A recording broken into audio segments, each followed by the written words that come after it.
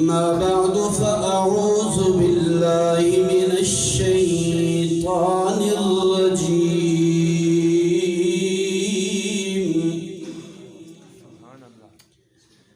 بسم الله الرحمن الرحيم.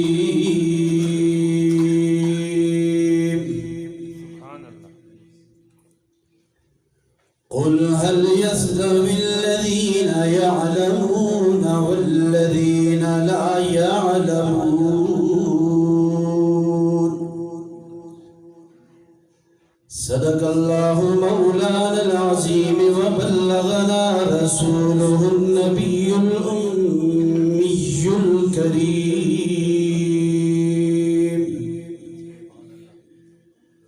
ونحن على ذلك من الشاهدين والشاكرين والحمد لله رب العالمين.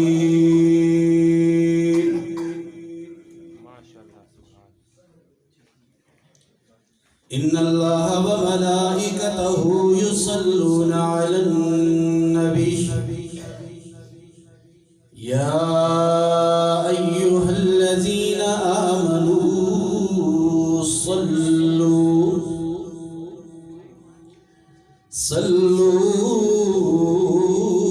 عليه وسلموا تسليما. اللهم صل على محمد وعلى آل محمد كما صليت على إبراهيم وعلى آل إبراهيم إنك حميد مجيد.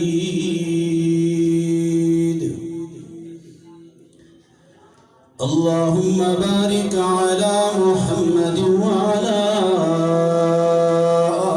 آل محمد كما باركت على إبراهيم وعلى آل إبراهيم إنك حميد مجيد.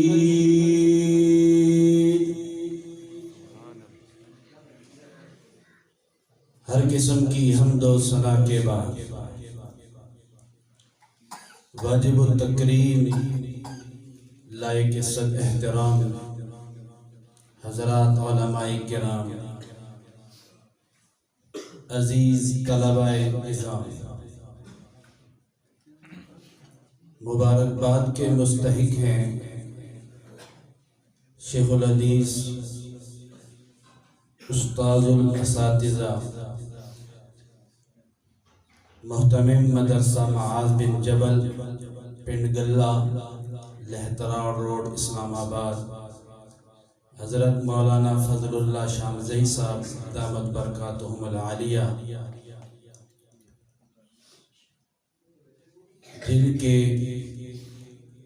شب و روز کاوشوں کی بدولت آج کا یہ پروگرام منعقد ہوا، اور پھر میں انتہائی مشکور و ممنون ہوں اپنے عزیز حضرت مولانا سہیل صاحب کا کہ جنہوں نے مجھے آپ کی ملاقات کا شرف بخشا. مجھ سے پہلے جیسے حضرت مولانا ذیشان معاویہ صاحب دامت فیوزہم نے آپ حضرات کے سامنے یہ بات رکھ دی ہے کہ منصفین جو ہوتے ہیں ان کا کام بیان کرنا نہیں ہوتا. ہم نے جو ذمہ داری ہمیں سونپی گئی تھی اپنی طرف سے حد الامکان کوشش یہی کی ہے کہ انصاف میں کسی کے ساتھ کوئی کمی بیشی نہ ہو. بہرحال پھر بھی انسان ہے، اگر کسی ساتھی کے ساتھ ہماری جانب سے کوئی زیادتی ہوگی ہو تو ہم دل کی اتھا گہرائیوں سے آپ سے معذرت چاہتے ہیں. سامعین محترم، تقریباً 50 کی تعداد میں شرکاء نے مقابلے میں حصہ لیا، اور یقیناً میں دل کی بات آپ سے عرض کرنا چاہتا ہوں، جی یہ چاہتا تھا کہ ہر ہیرے کو سنا جائے، لیکن وقت کی تنگی ہے، اور پھر جو انتظامیہ کی طرف سے آپ حضرات کے لیے وقت مقرر کیا گیا تھا، اسی کے اندر آپ نے اپنے ملفوظات بیان کیے، ہم نے سماعت فرمائے، اور اسی کے حساب سے آپ کو نمبر دیے گئے۔ تھوڑی دیر میں آپ کے سامنے اس کا رزلٹ بھی آ جائے گا۔ جو حضرات پوزیشن لے لیں تو وہ اترائے نہ کہ ہم نے پوزیشن لی ہے، کوئی کمال کر دیا ہے، اور جو حضرات پوزیشن نہ لے سکیں تو وہ مایوس نہ ہوں۔ یہ میدان ہے، میدان میں کبھی کبھی شاہ سوار گرا بھی کرتے ہیں، لیکن آج کا رہنا یہ آپ کے قدم کو آگے بڑھانے میں معاون ثابت ہوگا۔ آپ مزید محنت کریں گے، ہو سکتا ہے اگلے میدان کے شاہ سوار آپ بن جائیں۔ تو اس لیے مایوس نہیں ہونا، ہمت نہیں ہارنا۔ قرآن بھی کہتا ہے لا تقنطوا من رحمت اللہ، مایوسی نہیں ہونی چاہیے۔ تو خیر، یہ کر رہا تھا، آج کی یہ مجلس چونکہ علم کے عنوان سے منعقد ہے، آپ سب حضرات نے اپنے علم کی وسعت کے حساب میں صحابہ کرام رضوان اللہ علیہم اجمعین کے فضائل اور مناقب کو بیان کیا، تو میں اسی علم کے اوپر چند ایک معروضات آپ کے سامنے عرض کر کے اجازت چاہتا ہوں۔ یہ علم ہی تھا جس نے آپ کو اتنی فضیلت عطا کی کہ آپ اپنے ادارے کی طرف سے ایک سفیر بن کر کے، آپ ادارے کے ایک ضامن بن کر کے آج اس تقریری مقابلے میں شریک ہوئے۔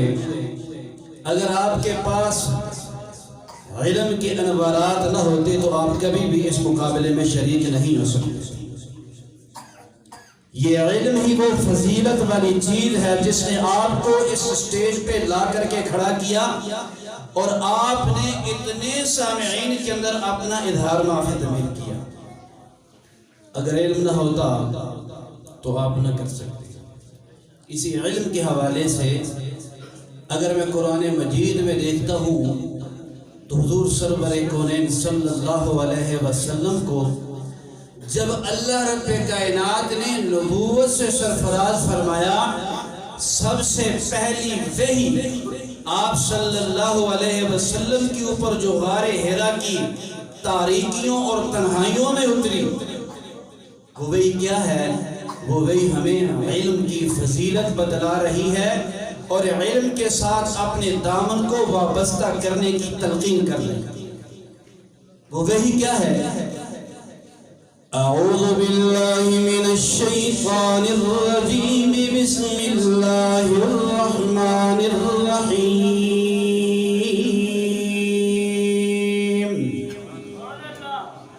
اقرأ باسم ربک الذی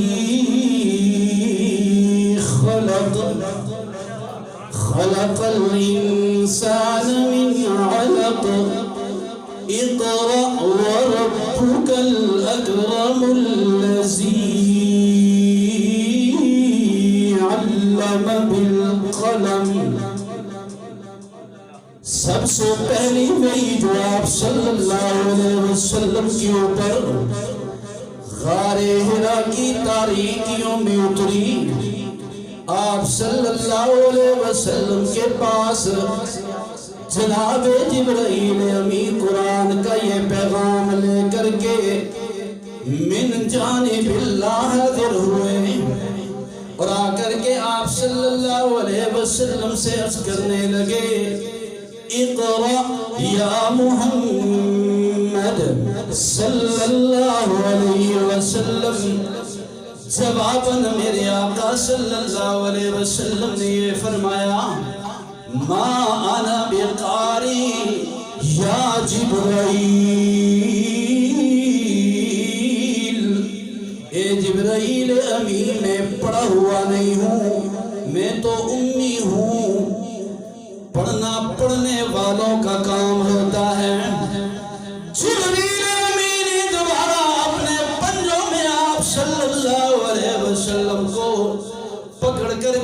فرمایا اقرأ یا محمد صلی اللہ علیہ وسلم. آپ صلی اللہ علیہ وسلم نے پھر یہی جواب فرمایا ما انا بقاری یا جبرائیل، اے جبرائیل میں تو پڑھا کوئی نہیں ہوں. تیسری مرتبہ پھر جبرائیل امین نے اپنے پروں میں لیا اور پھر فرمایا اقرأ یا محمد صلی اللہ علیہ وسلم. آپ صلی اللہ علیہ وسلم نے پڑھنا شروع کر دیا اقرأ بسم ربک الذی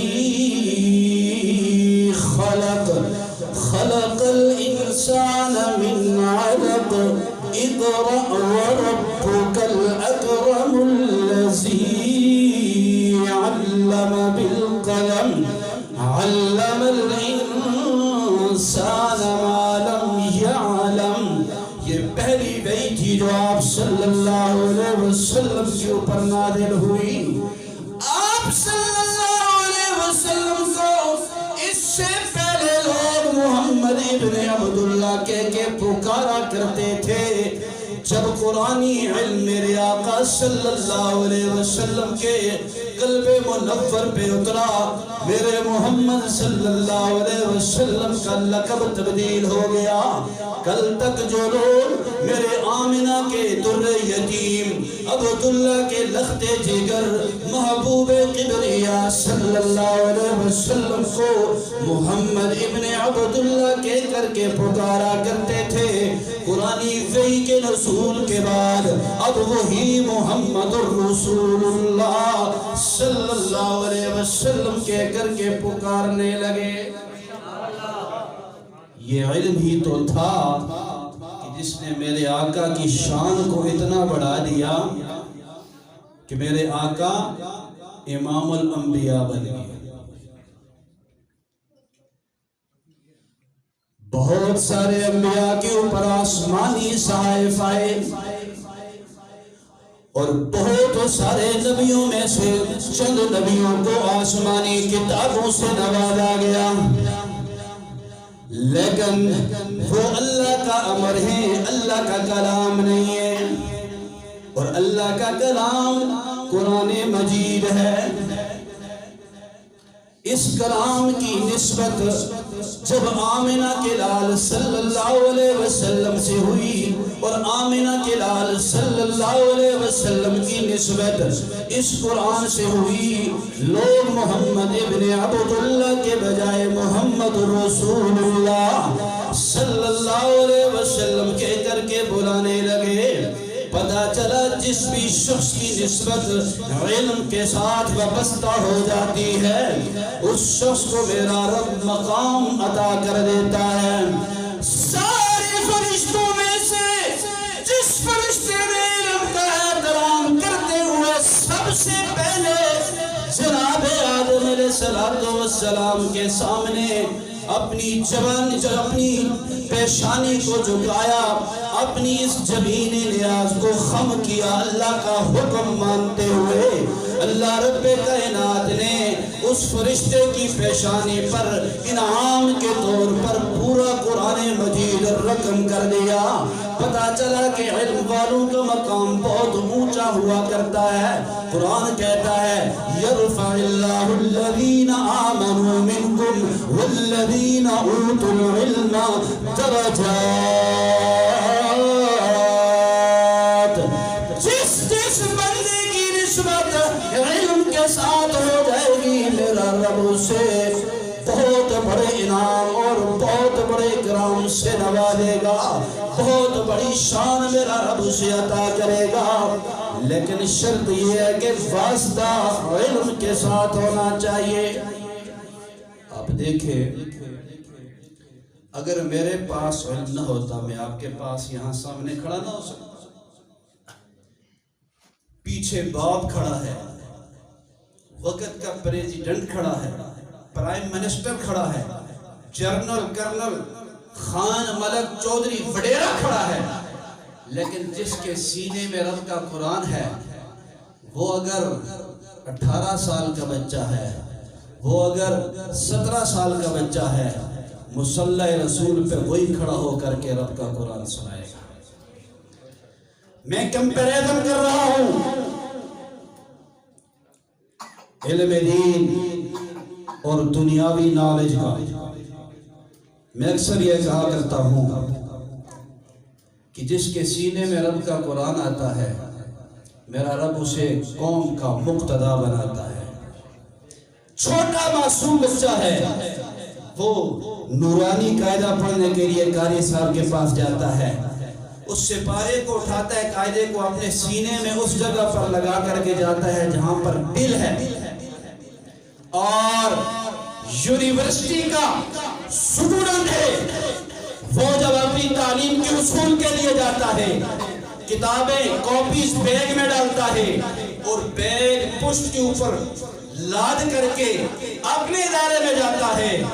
قرآن کہتا ہے اے معصوم بچے، مجھے رب کا قرآن نہ کہنا، آج تو نے مجھے سینے سے لگایا ہے اور مجھے مقدم کر کے خود میرے پیچھے چلا ہے، مجھے رب کا قرآن نہ کہنا، کل میں تجھے سب کا امام بنا کر کے سب سے آگے کھڑا کروں گا۔ اور دنیاوی نالج والا جو اسٹوڈنٹ ہے، اس کی تعلیم اس سے یہ کہتی ہے اے بچے، آج تو نے مجھے پشت کے پیچھے ڈالا، کل میں بھی تجھے حافظ قرآن کے پیچھے کھڑا ہے۔ تو علم کا اطلاق صرف قرآن اور حدیث پہ ہوتا ہے، باقی جتنی بھی ہیں ساری نالج ہیں، معلومات ہیں۔ میں کوئی اسکول کی تعلیم کی نفی نہیں کر رہا، اسکول کی تعلیم بھی وقت کی ضرورت ہے، اور ماشاءاللہ آج کے اس تقریری مقابلے میں اسکول کے بچوں نے جو اپنی محنت پیش کی، میں ورطہ حیرت میں پڑ گیا کہ الحمدللہ ہمارے اسکول کالج میں بھی اتنی محنت ہوتی ہے۔ اللہ ان اساتذہ کو بھی جزائے خیر عطا فرمائے، اور اللہ آپ حضرات کے اساتذہ کرام کو بھی جزائے خیر عطا فرمائے، جنہوں نے اتنی آپ پر محنت کی۔ آپ اس قابل بنے کہ آج آپ آ کر کے یہاں پر کھڑے ہوئے اور آپ نے اپنا اظہار معافی ضمیر کیا۔